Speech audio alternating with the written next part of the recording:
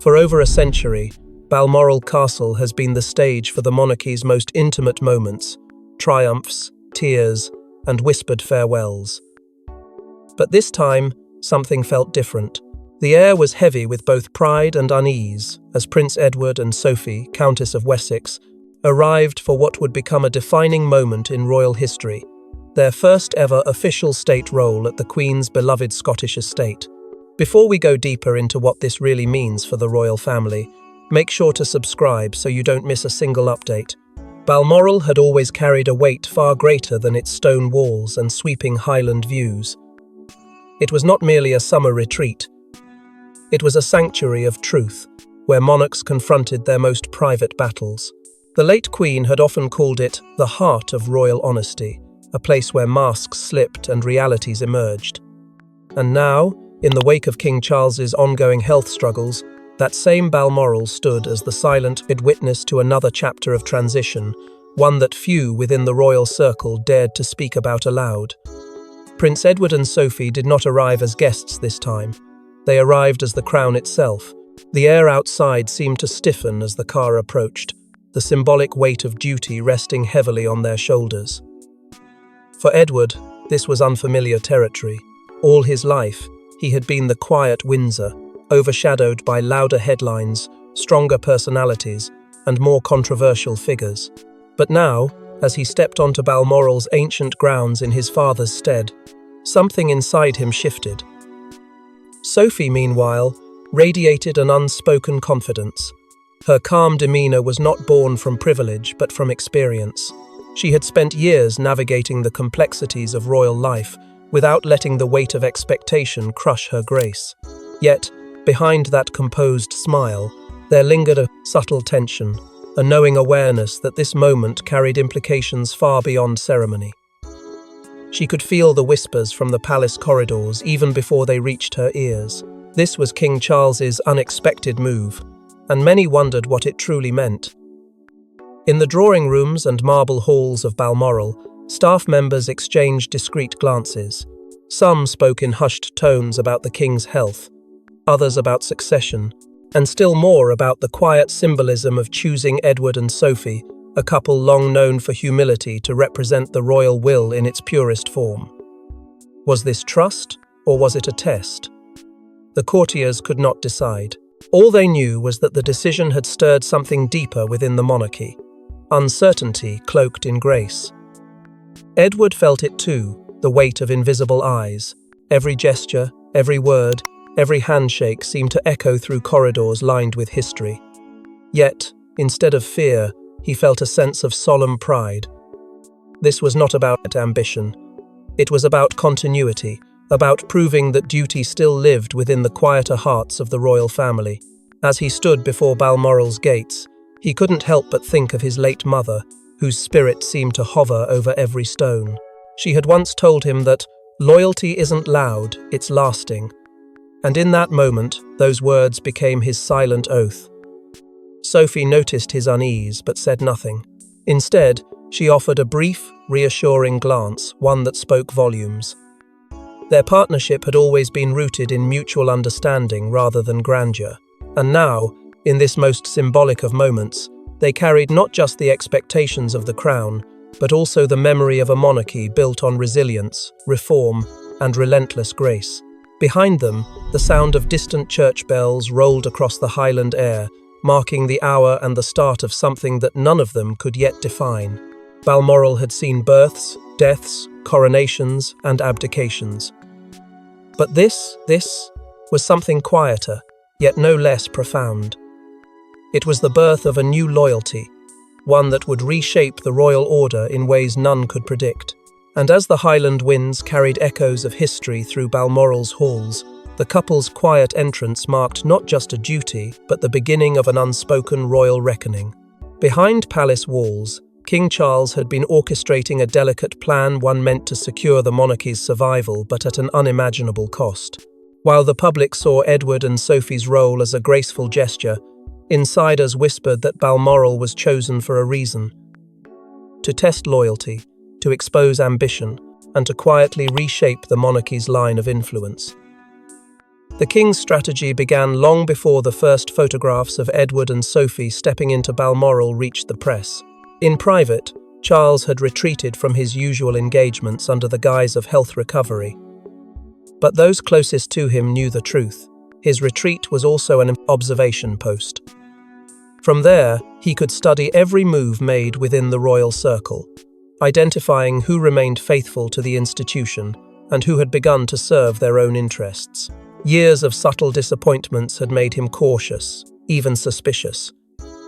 The crown, once a symbol of unity, had become a chessboard, and each family member a potential piece in play. The king's trust, once boundless, had been tested too often. His inner circle had splintered, whispers of competing influence rising between Clarence House and Kensington Palace. Yet, it wasn't the younger generation that troubled him most, it was the quiet manipulation of those closest to the throne. Camilla's family, though bound by marriage, had gained a reach he could no longer ignore. Charles feared that if left unchecked, their growing prominence would eclipse the bloodline he was sworn to protect. That fear led him to an unexpected choice, a counterbalance drawn from within. Prince Edward, the brother who had called, never demanded attention, and Sophie, whose poise commanded respect without threat. To the world, the decision looked ceremonial. Behind the gilded narrative, however, it was a test wrapped in diplomacy. Edward was the king's silent weapon, a man of unshaken loyalty, free from scandal and personal agenda. His reputation as the quiet loyalist made him ideal for what the king needed most: stability disguised as tradition. Sophie, on the other hand, was chosen not just for her composure, but for her unmatched ability to read emotion where words failed. She was to be the human bridge, the one who could calm tensions without appearing to take sides. Before the Balmoral delegation, a private exchange had unfolded among the three: Charles, Anne, and Sophie. The king spoke in cautious tones, his words layered with meaning. Anne, ever pragmatic, pressed for clarity. While Sophie simply listened, Charles told them that the monarchy could not endure another crisis of loyalty.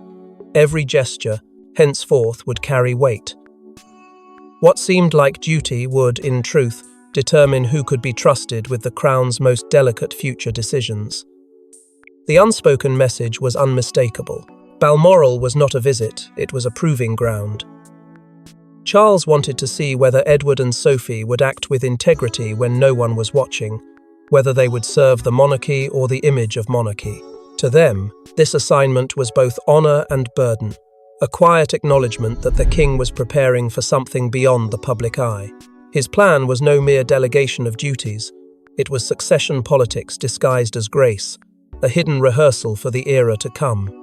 And as the royal couple prepared to carry the standard of the crown into Balmoral's echoing halls, neither fully understood the scale of the stage they'd been placed upon.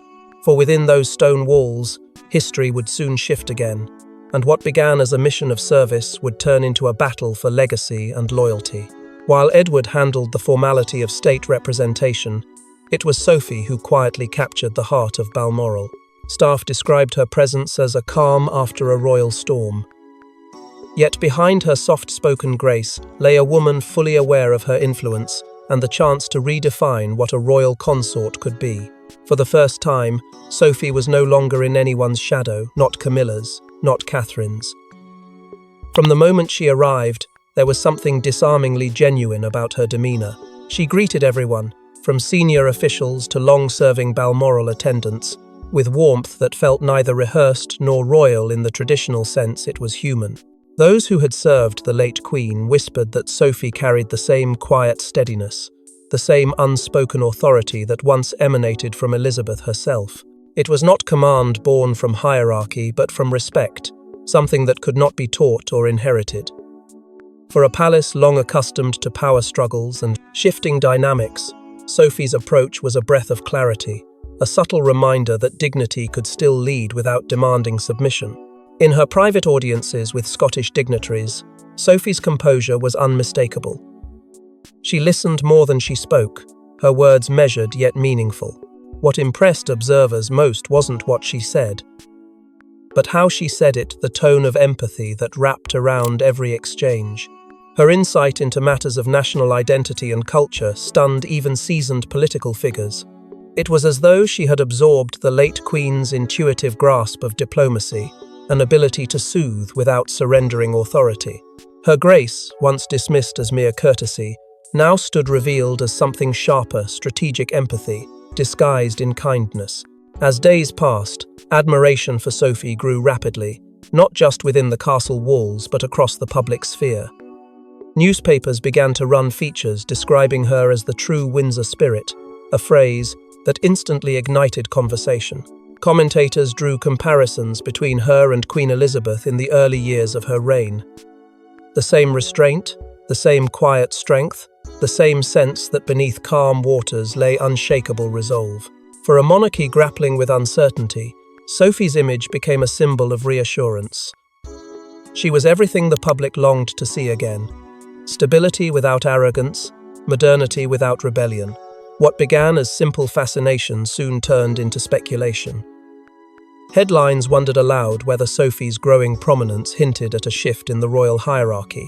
Phrases like "future of the monarchy" began appearing beside her name, and though no official statement followed, the palace silence only fueled the intrigue.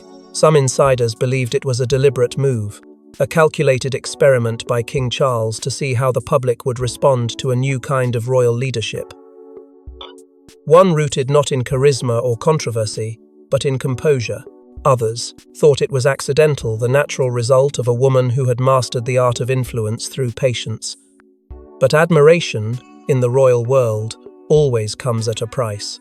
Camila, watching from afar, could feel the tide turning, the tone of the public conversation shifting in ways that unsettled her. She had spent decades cultivating her place in the monarchy, only to sense that another woman's humility was beginning to eclipse her reign of experience. Courtiers noted the subtle tension between Clarence House and Balmoral, polite exchanges masking quiet resentment. For Sophie, however, this was not ambition disguised as duty. It was duty executed so flawlessly that it looked like destiny. She had not sought power, yet it was finding her. Every kind gesture, every composed word, every headline praising her elegance, was unknowingly placing her on a higher pedestal, one that history had not prepared her for. The monarchy had always favoured those who played their roles visibly, but Sophie had become powerful precisely because she didn't try to be. And so, as whispers of admiration deepened into murmurs of possibility, Balmoral's ancient halls began to echo with a dangerous comparison, one that could not be easily contained.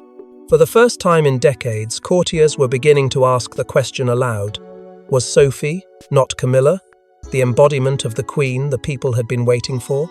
But Sophie's newfound spotlight wouldn't come without consequence, especially once Balmoral's corridors began to whisper her name in the same breath as Queen material. Every royal gathering hides its share of invisible rivalries, but none more charged than this. When reports reached Camilla that Balmoral staff were calling Sophie the people's comfort, fury quietly brewed. She had fought her entire life to be accepted by the monarchy, only to see another woman once considered a mere supporting figure steal the affection she'd fought to earn. Camilla's silence was deceptive. Behind her composed exterior, she was burning.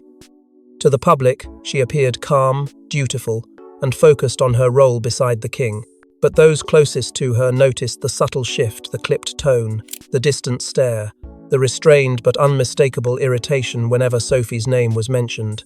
She had endured years of scrutiny and humiliation, clawing her way toward legitimacy. To now watch the spotlight drift toward someone else, someone she once considered harmless, felt like betrayal wrapped in courtesy. For Camilla, the affection Sophie received wasn't just popularity, it was a threat to everything she had built. The headlines didn't help. "Grace Reborn," they read, placing Sophie in a narrative that dangerously echoed the public adoration once reserved for the late Queen. It wasn't the comparison itself that stung, it was the timing. The monarchy was fragile, the king's health uncertain, and yet the people's gaze was shifting elsewhere. Camilla began to feel what she once accused others of: invisibility. Her efforts, her sacrifices, her years spent repairing the family's fractured image suddenly felt overshadowed by a woman whose charm came effortlessly. The press painted Sophie as pure elegance and quiet compassion, while Camila, once again, was framed as the emblem of controversy.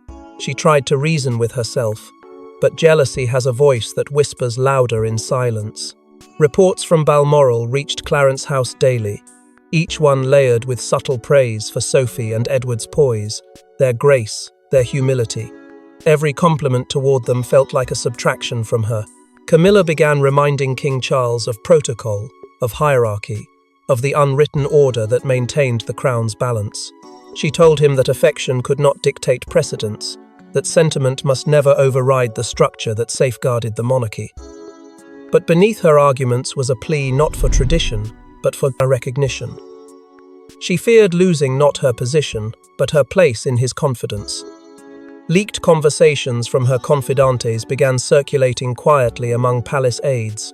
In one, Camilla reportedly lamented, "They've forgotten who held this family together when everyone else fell apart." It was a rare admission of vulnerability, one that hinted at both pride and pain. Her inner circle urged her to stay composed, to remember that storms within the royal family were often invisible to the public until they weren't. Yet the more she tried to restrain her emotions, the more they consumed her.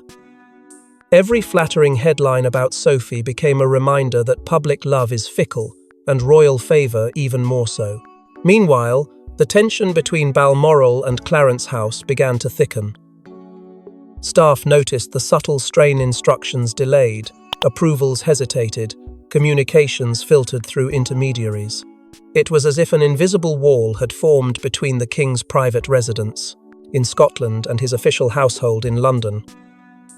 And at its core stood an emotion older than the monarchy itself: envy. For the first time since her coronation, Camilla felt uncertain of her standing not with the people, but with Charles. The king found himself torn, caught between defending his wife and acknowledging that Sophie's success had revived a warmth in the public the monarchy hadn't felt in years. Camilla's unease deepened with each passing day. It wasn't just about power, it was about belonging. For years, she had fought to be seen as part of the royal story, not the woman who once disrupted it. But now, another woman was being quietly celebrated as its emotional center. Sophie had become what Camilla had long aspired to be: trusted, adored, and uncontroversial. And no matter how much she denied it, that realization wounded her pride more than any scandal ever had. As the tension spread from Scotland to London, Balmoral's serenity began to fracture, and the once harmonious royal circle prepared for a confrontation no one saw coming. Prince Edward had waited his entire life to be more than the forgotten Windsor. But with power came peril. Letters from the king arrived daily, hinting that his performance at Balmoral would determine the monarchy's next phase.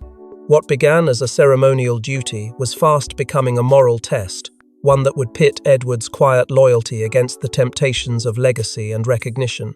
For decades, Edward had existed in the background, dutiful, reliable, but rarely celebrated.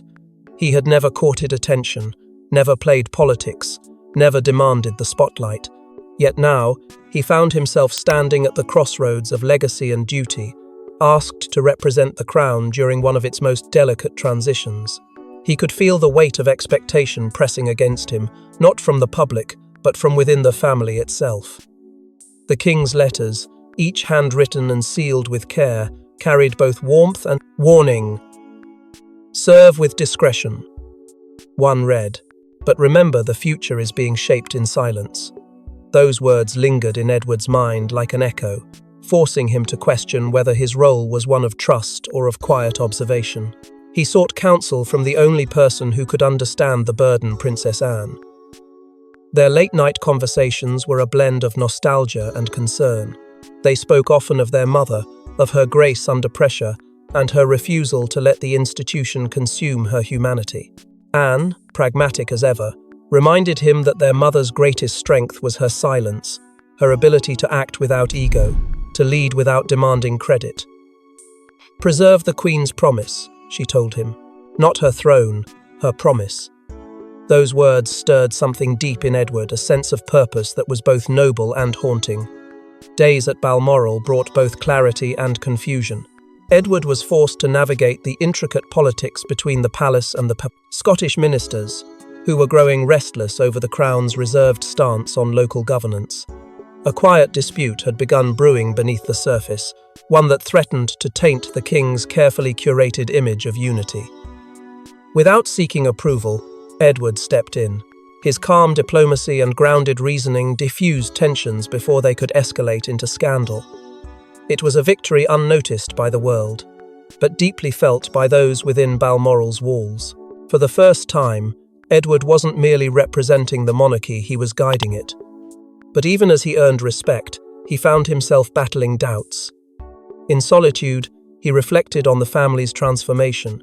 The monarchy was no longer what it once was, no longer built on ceremony and distance, but on perception and presence. The public's faith wasn't automatic anymore. It had to be earned daily. And in that realization, Edward saw the irony loyalty had once been his shield, but now it was becoming his limitation. The monarchy needed more than devotion. It needed voices that could stand firm without breaking tradition. He wondered if he was capable of being that voice. In his quieter moments, Edward thought often of his father, the Duke of Edinburgh, the embodiment of silent strength. Like him, Edward valued dignity over drama, substance over spectacle. Yet even the Duke had known when to assert himself. Edward understood now that following in his father's footsteps meant more than imitating his restraint. It meant knowing when to act decisively for the sake of the crown. And for the first time, Edward began to feel something unfamiliar: ambition, not for himself, but for the legacy of service he represented. Still, doubt remained. Every success felt overshadowed by an unspoken question: was he merely a placeholder for someone else's plan? Or was he finally being trusted with the foundation of a monarchy that was quietly shifting beneath his feet? Balmoral had become both sanctuary and test, ground, and Edward knew that one wrong move could fracture everything he had worked to preserve. And as Edward found his voice, a sudden letter from King Charles would change everything, revealing that Balmoral was only the beginning of a far greater royal design. The envelope bore no royal seal, only the king's trembling signature. When Edward opened it, his face reportedly went pale. The letter wasn't a congratulation, it was a confession. Charles admitted he could no longer trust certain senior royals, and Balmoral's experiment had confirmed it. Edward and Sophie were to prepare for a new, discreet but powerful position, one that would put them between the monarchy and the government itself. The words on the page were unlike anything Edward had ever received from his brother.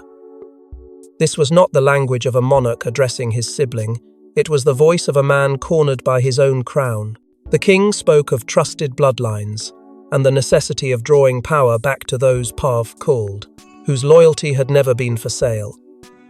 Beneath the formal prose lay something raw, a confession that trust had eroded at the very core of the royal family. Names weren't written, but Edward didn't need them. He could feel who the letter was speaking about: those who had blurred the lines between duty and personal gain, those who saw the monarchy not as service, but as inheritance. For a long time, Edward just stared at the letter, his pulse echoing with disbelief. Why us? The question was not spoken aloud, but it hung heavy in the air. He wasn't the heir, not the reformer, not the favourite. He had lived in the shadows of louder names, played supporting roles while others carried the public narrative. Yet here, in trembling ink, his brother had chosen him and Sophie as the last shield of royal integrity.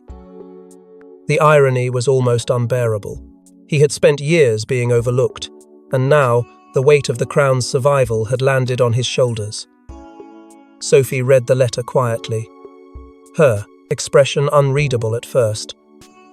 But when Edward's uncertainty began to show, she spoke with the calm certainty that had always grounded him. "Because you never asked for it," she said softly. It wasn't just reassurance, it was truth. In a world where ambition devoured character, their very lack of pursuit had become their greatest strength. They had remained steady while others competed for influence, and Charles had seen that steadfastness for what it was: purity of intent. For the king, trust was no longer about proximity to the throne, it was about moral endurance. Hidden within the letter were more troubling hints. In cryptic phrasing, Charles alluded to shadows that had grown too close to the light. It was a veiled reference, but one that both Edward and Sophie understood. The king was questioning the influence of Camilla's extended family, their increasing presence within royal circles, their quiet sway in matters that were meant to remain sacred. The letter suggested that Balmoral had been more than an assignment. It was a controlled experiment, and in that experiment, Edward and Sophie had passed where others had failed. When Anne was discreetly informed, her response was brief but telling. "Then Balmoral was his final test," she said. There was no shock in her voice, only recognition. It was as if she, too, had sensed the king's quiet orchestration from the start. Every move, every assignment, every moment of tension had been leading to this. The formation of an inner circle, bound not by bloodline hierarchy, but by character. For Anne, it was the natural conclusion of the king's lifelong struggle to distinguish loyalty from love, obligation from manipulation. As the weight of the letter settled, Edward felt the strange blend of pride and unease that comes when destiny arrives uninvited. This wasn't power in the conventional sense, it was burden cloaked as trust. He and Sophie were now the invisible guardians of the monarchy's moral compass, tasked with standing between the crown and the political machinery that had long sought to exploit it. It was a role with no ceremony, no title, and no applause, yet it carried the potential to shape the very future of the institution. Sophie folded the letter carefully, as though handling a relic. Her eyes met Edward's, and in that moment, words became unnecessary. They both understood that their lives had quietly shifted into a new chapter, one defined not by public admiration, but by dangerous knowledge. The king had placed his faith in them because he could not afford to trust anyone else. And as the Highland night deepened around Balmoral, one thought lingered like an omen in Edward's mind, that this trust, however sacred, made them targets in a game few understood. But before the couple could act on the king's wishes, an unexpected visitor would arrive at Balmoral, one who threatened to expose everything. Balmoral was supposed to be sealed in silence, yet the evening, the tranquility was broken. A journalist known for uncovering royal secrets appeared at the estate's gates. His sources claimed a royal power shift was underway. As Edward ordered extra security and Sophie tried to maintain composure, one truth became clear: the king's secret could no longer stay hidden. For weeks, Balmoral had been a fortress of confidentiality, its halls echoing only with whispers of loyalty and duty. But this was an invasion, not of walls, but of trust. The journalist's presence was no coincidence. Someone from within had spoken, and the timing couldn't have been worse. King Charles's private letter was still being guarded by Edward and Sophie alone, and yet somehow the world beyond the gates seemed to know its contents. Edward felt the sting of betrayal like a blade. His first instinct was control to contain the breach before it became a storm. He called for the head of palace, security, and demanded answers no one could give. Every aide swore silence, every line of communication was checked, but the leak was already spreading faster than they could contain it. Sophie, ever the strategist, knew panic would only feed the fire. She urged calm, reminding Edward that perception could still be managed if they moved swiftly and discreetly. Her tone carried both reassurance and urgency.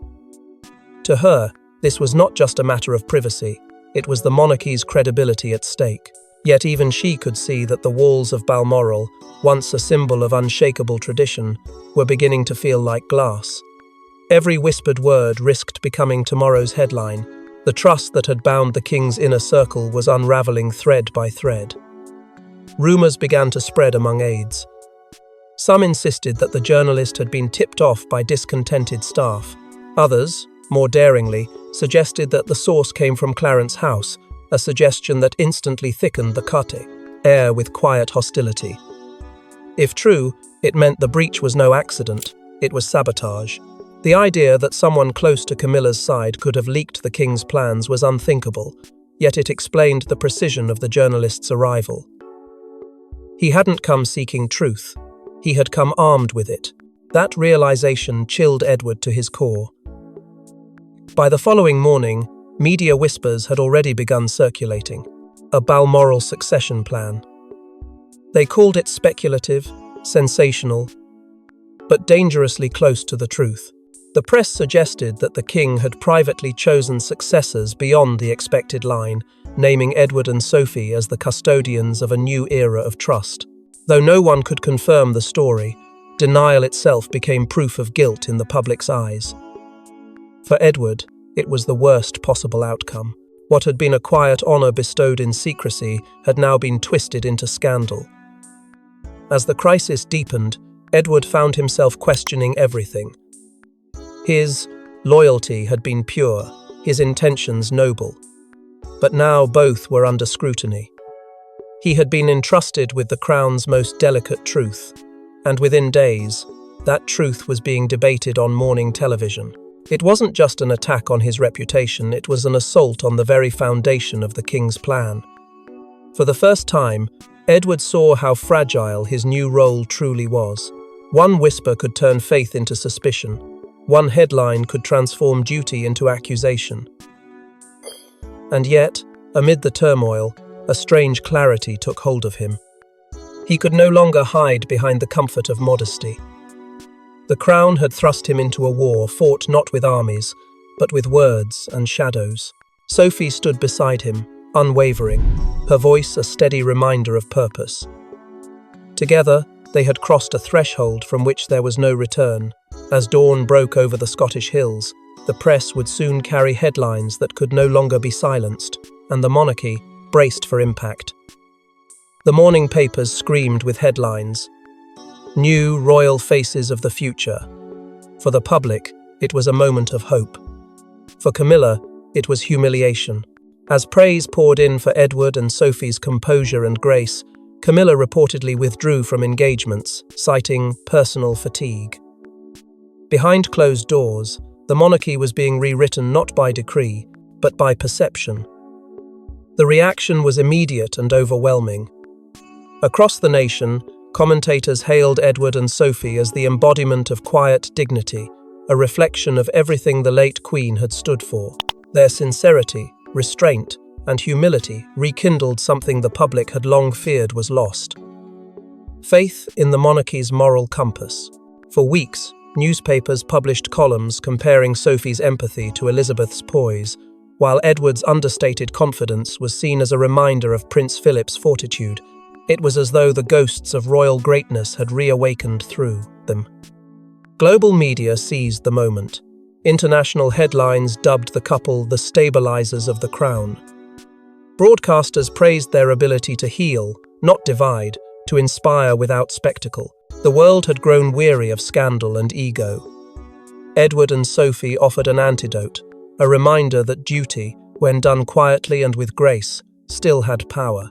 They became symbols of decency in a palace long shadowed by politics and rivalry. And while the world celebrated this return to authenticity within the royal household, the mood was far from jubilant. King Charles watched the public's adoration unfold with a complex mix of pride and sorrow. He had always known Edward's loyalty was unshakable, but seeing the people rally behind his brother stirred something deeper, a painful awareness that his own reign might never inspire such untainted admiration. He found himself torn between satisfaction and unease. His plan had worked. Balmoral had restored faith, but at a personal cost. For every compliment directed at Edward and Sophie, whispers arose about the king's fading influence and Camilla's diminishing role. What was meant to strengthen the crown was now reshaping its very balance. Camila felt that shift more acutely than anyone. Once the confident queen consort, she now found herself increasingly isolated. Invitations lessened, appearances grew fewer. Every public outing seemed haunted by subtle comparisons she could never win. Where Sophie was described as Grace Reborn, Camila was cast as the reluctant monarch. To those close to her, she confessed that she no longer recognized the tone of the palace, that even the courtiers who once sought her approval now turned to Sophie for guidance. Her power had not been taken from her. It had simply evaporated in the glow of another's gentleness. While Camila retreated into silence, Catherine quietly stepped forward. In what many interpreted as a masterstroke of diplomacy, she sent a subtle message of solidarity to Sophie, commending her for embodying the enduring values that unite the family. It was more than courtesy, it was strategy. Catherine's words publicly aligned her with the wave of approval surrounding Edward and Sophie, solidifying a new trio of trust that stood as both modern and unthreatening. Together, they formed a silent front one that the king could not ignore. Behind the scenes, Charles began to reorganize roles. His health, his fatigue, and the constant scrutiny had forced him to confront the future sooner than expected. Private documents were drafted, responsibilities redistributed, and duties reassigned, all under the pretense of modernization. Yet those close to him knew the truth. This was a quiet restructuring of power. Edward and Sophie were no longer secondary figures. They were now pillars of the monarchy's endurance. Balmoral had changed everything. Still, in the glow of their newfound admiration, a quiet unease lingered. For all the applause, there was an undercurrent of tension, a sense that this rise in status had come too quickly, too effortlessly. Within the palace, those loyal to the old order whispered that every surge of popularity comes with a price, and though Edward and Sophie had not sought glory, they now stood at the centre of a storm that was far from over.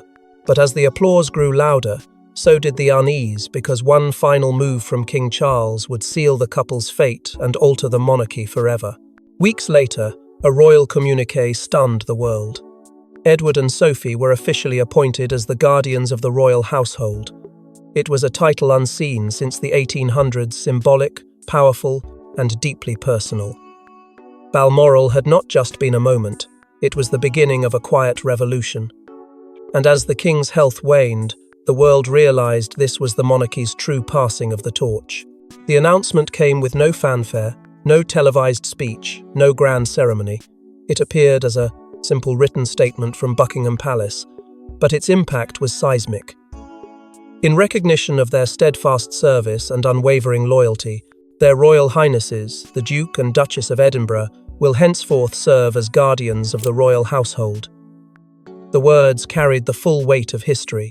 It was not just a title, it was a confession from the king himself. A final acknowledgement that trust and stability had found a new home within Edward and Sophie. Across Britain, the news ignited a wave of admiration. For a nation weary of royal scandals and internal rivalries, this appointment was a breath of fresh air, a return to something sacred. Crowds gathered outside the gates of Windsor, waving flags not in jubilation, but in reverence. Newspapers declared it the new era of Windsor unity, celebrating the couple who had quietly restored the monarchy's dignity when it was most fragile. In cafes, homes, and public squares, people spoke not of hierarchy or power, but of integrity. Edward and Sophie had become the emotional anchors of a dynasty that had teetered on uncertainty. For Edward, the title came as both honour and burden. He knew what it symbolised, the king's recognition that leadership could no longer be measured in rank, but in restraint. His first statement as guardian was humble, yet piercingly sincere. "We will continue to honour Her Majesty's promise to serve, not rule to guide, not command." It was a message that resonated across generations, especially those who had grown cynical about the crown's relevance. The people saw in Edward the reflection of a man who had spent his life serving without expectation, and now, at last, was being seen for what he had always been, the monarchy's quiet conscience. Sophie, standing beside him, embodied the emotional heart of this transformation. When she addressed the public at Balmoral, her voice trembled with meaning. She spoke not of victory, but of duty, of continuing the spirit of compassion and humility that the late Queen had cherished. Midway through her speech, her composure broke. Tears welled in her eyes as she whispered, "We will protect what she built, not with crowns or commands, but with grace."